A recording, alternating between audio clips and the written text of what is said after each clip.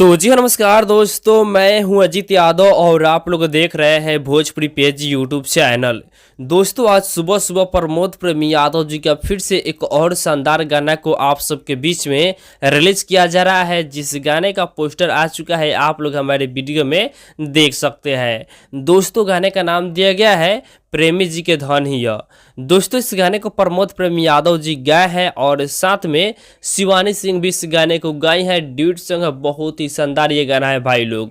दोस्तों, बता दें कि इस गाने को लिखे हुए हैं छोटन मनीष जी और इस गाने में म्यूजिक की अगर बात किया जाए तो इस गाने में म्यूजिक है आर्या शर्मा जी का, जो कि इस गाने को आज सुबह सुबह 7:30 पे डमरू फिल्म से हिट चैनल पर रिलीज किया जा रहा है। तो आप लोग तैयार हो जाइए इस गाने को सुनने के लिए। बस कुछ ही देर में इस गाने को रिलीज किया जा रहा है और ये गाना बहुत ही शानदार गाना है भाई लोग।